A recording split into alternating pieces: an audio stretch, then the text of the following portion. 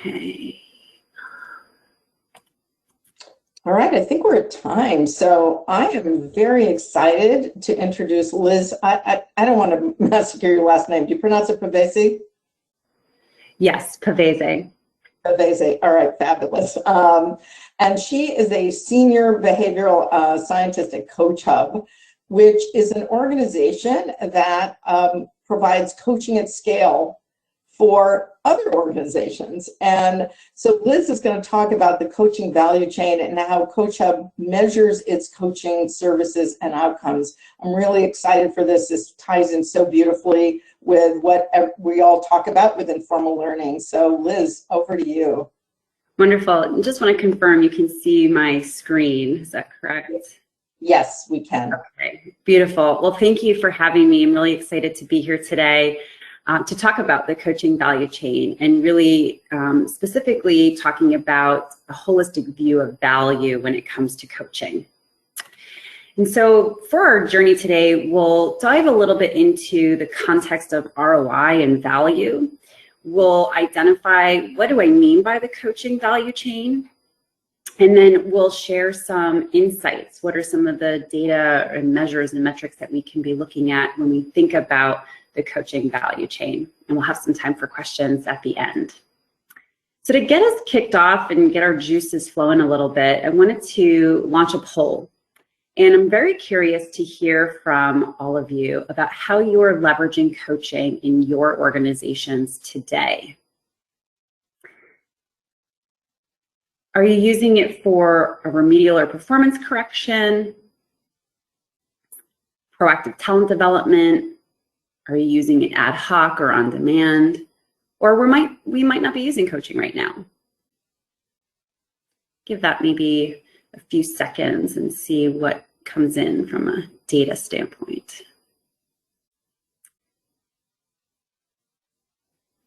I'm sure we'll get a variety. I'm keeping an eye out. Great.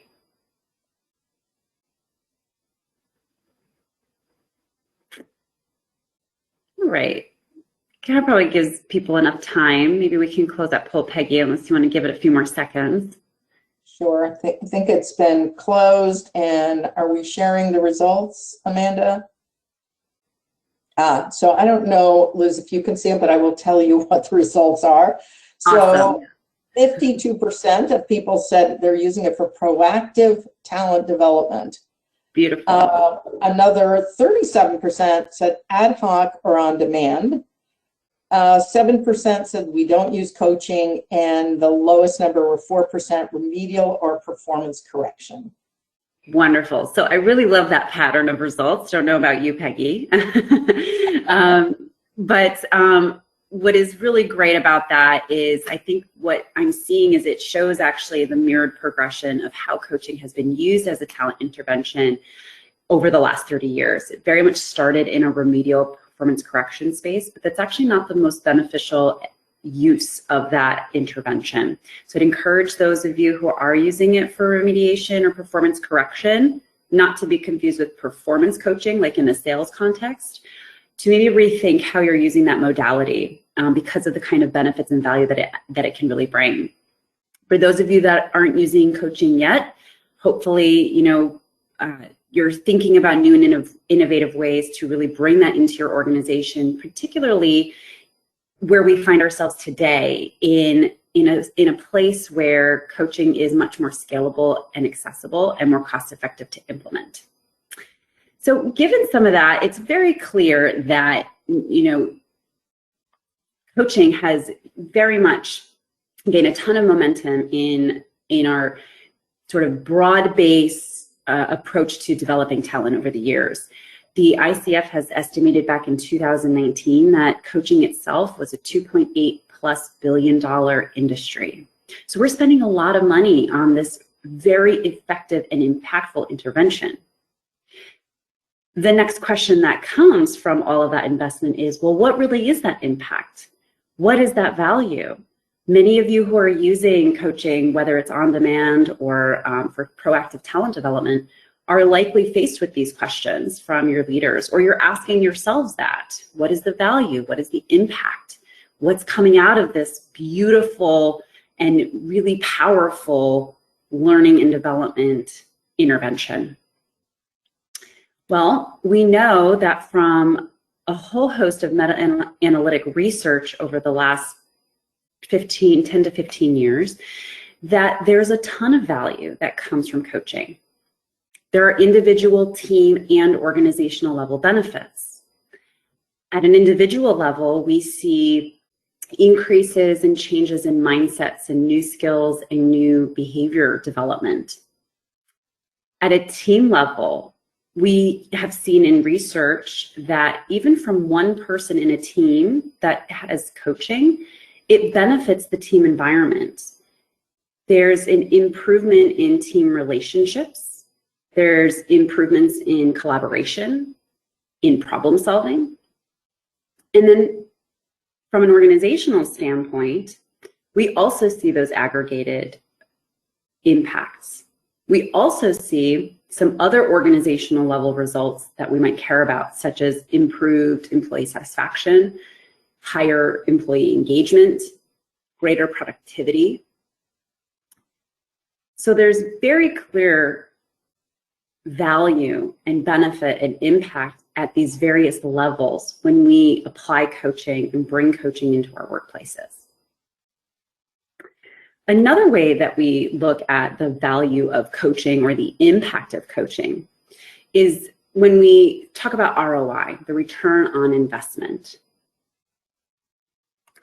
And what we're really asking, right, when it comes to ROI is, what is our net investment gain or loss relative to the costs of this particular program, process, what have you, whatever you're asking that ROI question about. And what we think about in terms of traditional ROI is basically in this formula, or kind of a modified or slightly different language version that you may have seen before. And many of you may be asking this in your company context, or maybe somebody's asking you about the return on investment. So there's different ways that we can ask the question of value and impact. And ROI is kind of like that holy grail, very long-term sort of maybe goal that we want to get to. And so when we think about coaching, well, what could that return on investment look like? What you can see here, and this is based on a variety of different studies that have put different estimates to the calculation of what is our return on the coaching investment that we're putting in our organizations. And what you can see is that it's a pretty big range. It ranges from a 37% estimated return all the way up to a 689% investment return. But even at the lowest end, that's a pretty worthwhile investment. Now, this is, I think, pretty fantastic. This, I think, in and of itself gives you some pretty powerful data to bring coaching into your organizations, continue to invest in the programs for those of you who are already using it. But I would really encourage us to not just think about the return on investment as the only thing that we look at when we're talking about value and impact when it comes to coaching. And in fact, there's been quite a bit of critique about the use of ROI alone, not at all, but just alone in looking at that one indicator. And part of that is that when we are only looking at that one metric, we're missing some of the important nuances potentially that really go into, well, what makes up that ROI measure? When it comes to coaching, coaching is such a highly personalized intervention that we really need to kind of look at the myriad of inputs, outputs, as well as from not only the coaching experience itself, but the process that goes around it, and some of these other really important measures that really go in and behind a calculation of ROI that can paint a more rich story about the kind of impact and value that coaching is creating and in multiple different ways in your organizations.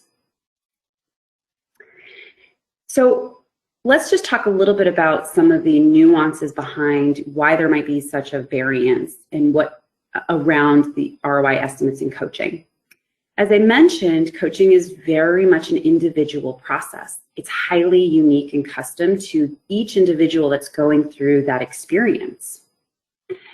And so not one coaching engagement will be the same. So it makes it very challenging at times to compare and aggregate data from those different experiences. There's also a high level of ethical guidance and confidentiality that goes into coaching. And so we might not be able to really gather as much data as we would like to because of the very private and sensitive nature that goes into coaching itself. There's also certainly some issues with measurement bias, measurement challenges, one of them being bias, potentially with a high degree of reliance on self-reported ratings. But if you think about coaching, it is an individual process. And so a lot of the self-reported measures that we use are very, very valuable, and we shouldn't discount them. There can be also issues with timing of the measurement, as well as different causal attributions. And lastly, when we look at coaching across organizational contexts, or even when we look at coaching that might be happening in one business unit or one function compared to another, there's going to be different metrics that matter, not only because of that individual process that coaching is, but because if coaching is associated with a particular development program, there's going to be different focuses and outcomes that matter. So it can be difficult to really combine that at times. So all of this to say is that when we think about how we are answering the question, what is the value, what is the impact, what is the return on coaching, let's take a look at a more holistic perspective.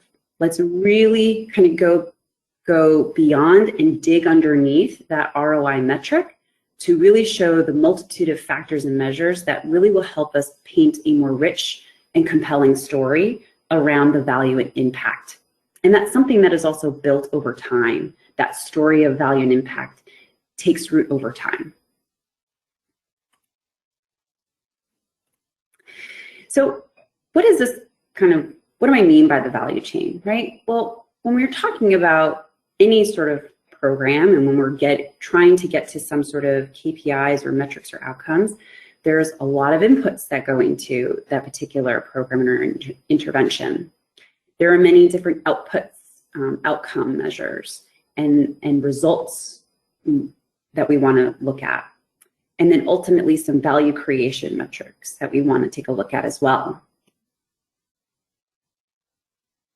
And there's also some contextual and process factors that we might need to take into account that really will matter in really looking at the overall value of coaching.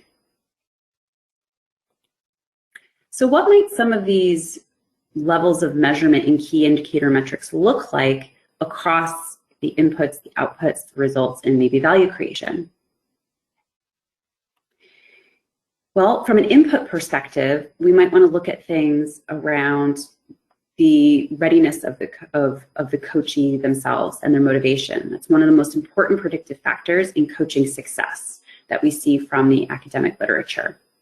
There are probably some process-related things that we want to take into account as well in terms of the sort of alignment and matching between a coach and a coachee. When it comes to outputs, here's where we're starting to get into sort of the levels of measurement, right? When we think about how we look at learning evaluation and training evaluation from like Kirkpatrick's classic model. We want to measure reaction. What's the general satisfaction that a coachee has as it relates to this experience? What's that working alliance and bond between the coach and the coachee? Another top predictor of coaching effectiveness. We'll want to measure perceived learning. We'll want to measure behavior change to the extent that we can. And that takes some time as well to establish. When it comes to results, we might want to look at, as I mentioned before, from an individual level, we might want to look at some things such as higher satisfaction. We might want to look at the goal attainment and progression against goals. From a team perspective, we might want to take a look at improved conversations, improved collaboration. At an organizational and ultimate value creation standpoint, we might want to take a look at the impact. We want to take a look at measures such as employee engagement, NPS and advocacy, certainly different performance measures, as well as to the extent, depending on the population, the kind of role, the intended sort of value creation that that person has relative to organizational metrics. We could look at productivity, sales, etc. So there's lots of different things that we could be looking at and measuring, but it all depends on what it is that we define as what success looks like. And while there are consistent measures that we might want to take a look at, because we know that, for example, the Working Alliance and coaching motivation are two of the most single powerful predictors of coaching effectiveness and impact. There are nuanced ones that we might want to look at depending on the application of coaching in your context. So I want to launch another poll here and kind of get a quick read on, for those of you who are leveraging coaching, what are you measuring as it relates to your coaching programs? Are you measuring reactions? Are you measuring learning? Are you measuring behaviors, business results, or nothing? And I would encourage you to select the level, because we kind of move from reaction to business results as a higher progressive level of measurement. Pick the highest level of measurement that you're capturing. We'll give that a few seconds.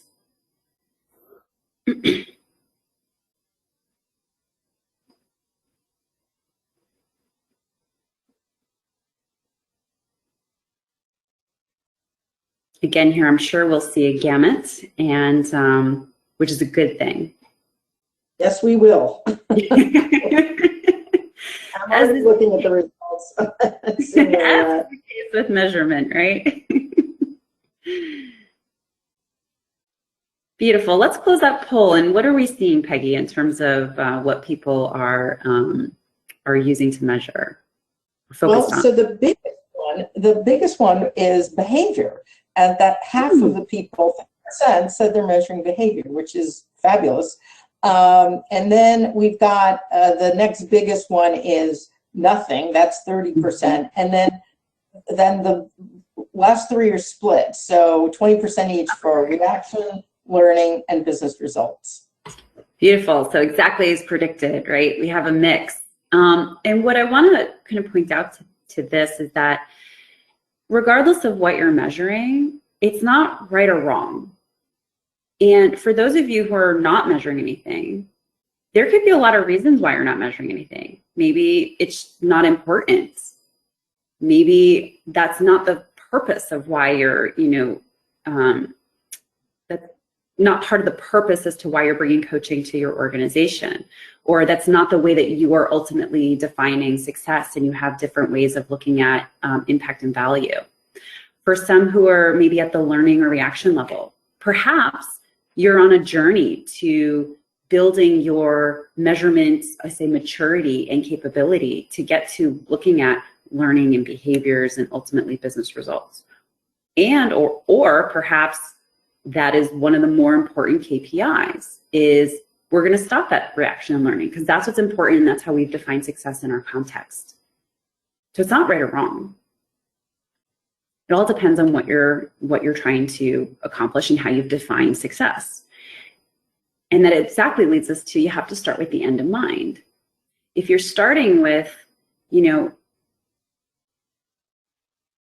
have to start with, what are you trying to accomplish? What are your ultimate goals? What are the questions that you need to start asking yourself in order to set up the kind of measurement and data gathering that's going to be required for you to answer those particular outcomes of your program?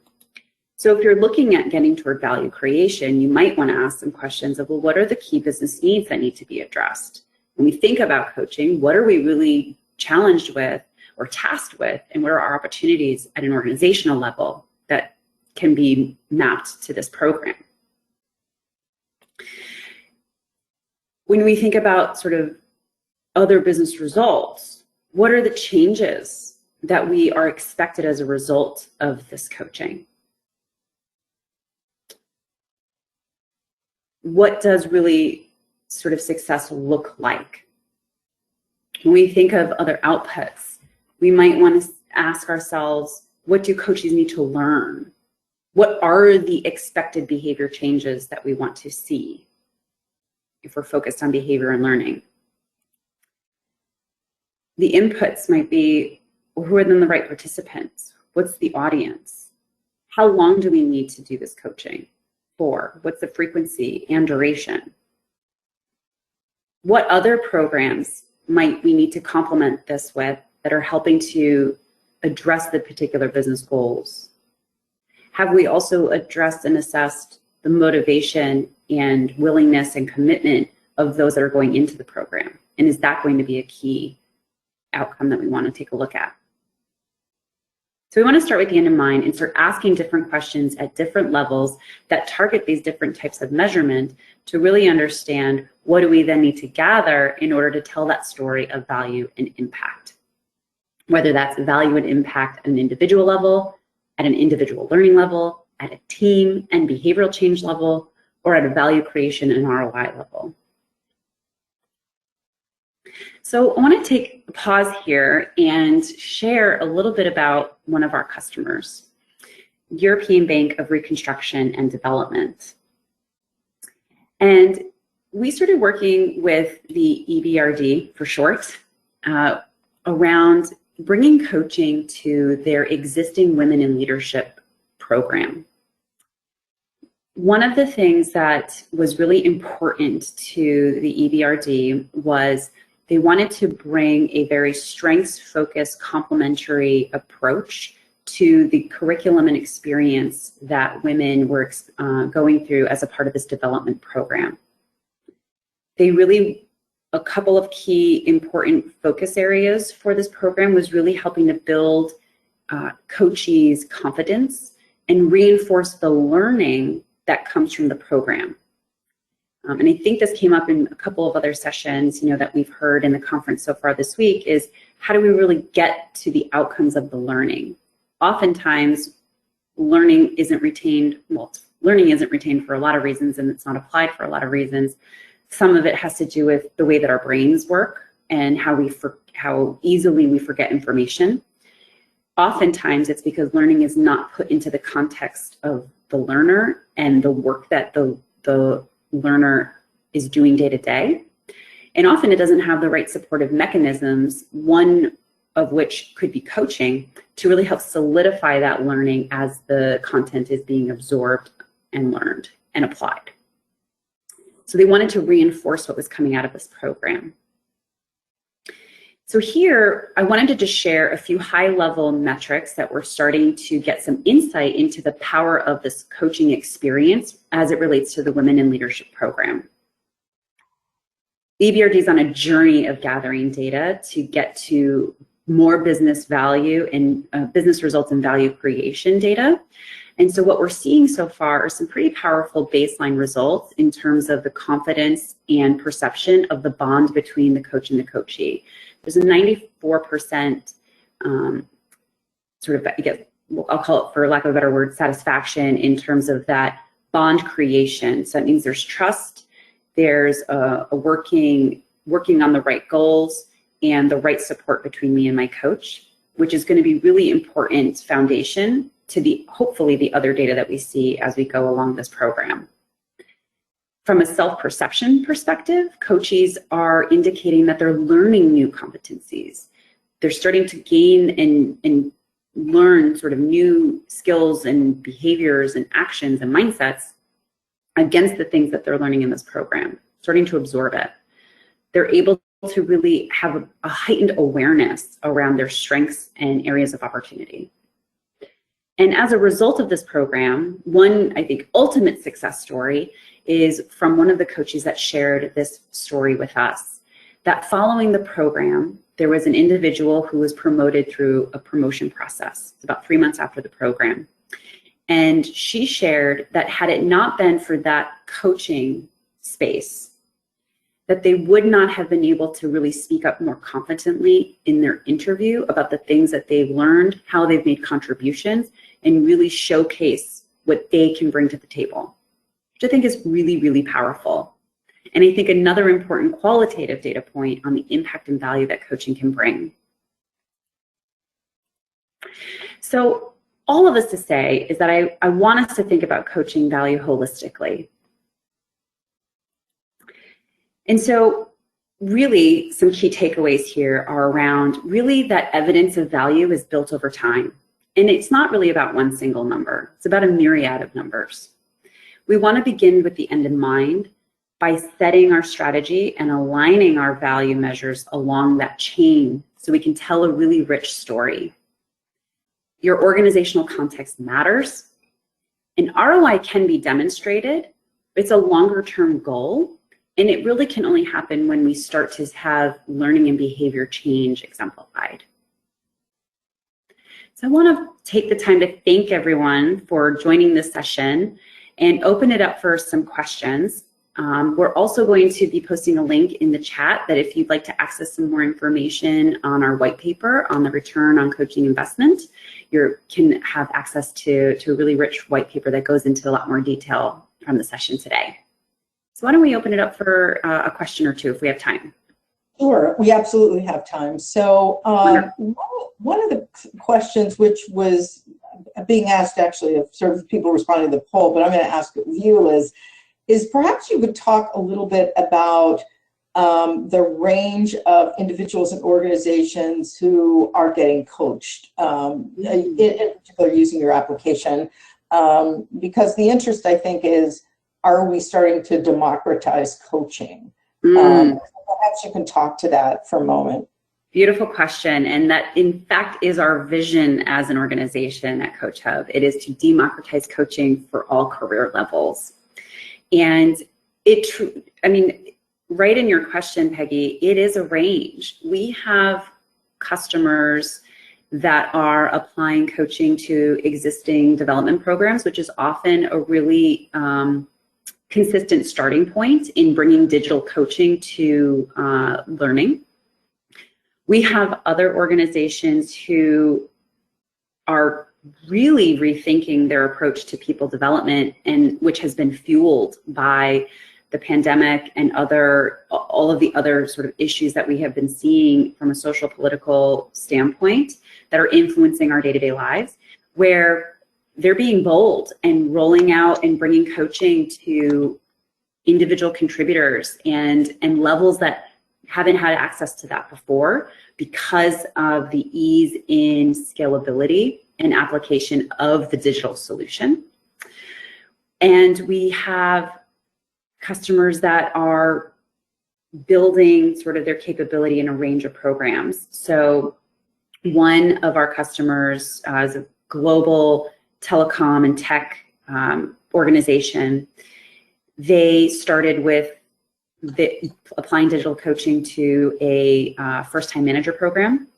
Then they rolled out another cohort that supported an internal mobility program. So it has nothing to do with whether or not you're becoming a manager or a leader. It's just helping people prepare for their next move, wherever they're going, which I think is a great application and not something you've seen very often. A question for you also, what did you see during COVID in terms of, we heard a lot on the panel discussion about the amount of stress that people were feeling, isolation, challenges with, things outside of our control. I mean, there's been so much written about that. How did you find coaching as a mechanism for helping well-being during a very stressful time? Absolutely. That is a very top of mind kind of new, I would say, new use case or application for coaching as it pertains to employee well-being. We know that, for example, burnout is an organizational issue, right? And it comes from chronic unmanaged stress. And then you layer on all these other life stressors, and we just have this explosion of really a lack of well-being that differs from person to person. We have found that coaching is being leveraged more and more to really support employee well-being when it really is coming down to issues of future-focused and goal-oriented solutions. So there might be issues that are surfacing within the well-being context that then start to teeter more on the therapeutic and psychological mental health issue, which coaching is not appropriate for that, right? Because that is a place where there's some, deeper and different digging and intervention that's needed. But a lot of our customers, one I was just talking with the other day, who we're going to be partnering with on a webinar to talk about how coaching has been an integral lever in their overall employee well-being strategy. Interesting. So it's becoming more and more integrated as a key leverage point for a lot of different talent initiatives across organizations. So my last question for you, actually, we probably have time for a couple more. So people in the audience, if you have more questions, add them while I sprinkle Liz with some of my own questions. It has to do with fit, right, between the coach and the coachee. And you noted that in your data, and the fact that the scores there in terms of the fit that you had was very, very high. Do you have any research on how the fit or relationship between coach and coachee affects the downstream impacts? Have you been able to look at that? I know I'm sort of throwing this left curve at you, but I'm just curious as to what your view is, or what is out there in the market, because many organizations are trying to form their own coaching programs, and so I think as they do that, this issue of fit would seem to me to be a big, huge one. Yeah. So as I mentioned, what's called in the sort of academic literature in the science behind coaching is the working alliance. So that partnership, that relationship, coach and coachee. That is if not the number one, it is the number two most important predictor of whether or not coaching will be effective for that individual in terms of, increases in self-awareness, in their own self-efficacy, some of those core outcomes that we look at from an individual level. And so while I haven't seen anything quite yet in terms of that further downstream impact of what that working alliance might do for, metrics in terms of like the business impact, right? Or the other business results, there is that connective value chain in terms of, if I don't have a strong alliance between my coach, I'm not going to get the individual sort of benefits from it, which then will, result in, not great benefits to the team. And so there is a ripple effect that I would suspect is the case, just like any other employee-related research, right? So there's a lot more to be done in terms of really understanding that impact. But we do know that that is one of the most powerful predictors of perceived coach success and coaching effectiveness from the data that is out there. So is there any guidance that you would give to organizations that are trying to start up their own programs about how do you evaluate fit, and how do you make sure that where it might have looked like a fit, it isn't a fit, and now you need to sort of shift? Do you have any recommendations for organizations? Yeah, absolutely. So it really, when we assess fit, that assessment comes from the coachee, right? In terms of what are they trying to focus on? Is there a way that I can connect with this person? So when we talk about what goes into the working alliance, it's based on this perception of, can I trust you? Do we have that bond? Are we working on things that matter to me, and we have an agreement on the things that are important? So we're both bought in and we're accountable to that agreement. So what can be a challenge with that matching, especially when you're not powered by maybe a digital platform, is that's a very manual and intensive process to kind of go back and try to help rematch. So what I would really think about, I guess, to start with is, when you're thinking about how do I bring coaching to my people, my employees, really bring it to those who, are demonstrating that motivation and that commitment to that growth and development. Because I think right then and there, you can at least have a really good starting point to the match between a person and a coach being more effective, because they're bringing such a determination to that intervention in and of itself. That's a really great point, because that whole issue around the motivation of somebody, of, you know, that they're fully engaged, that can also have this huge impact. So it isn't just about the fit per se, but about the openness and willingness and agility and resiliency of people to adapt a little bit too. 100%. So, yeah, so that's great. This has been so fascinating. Thank you so much.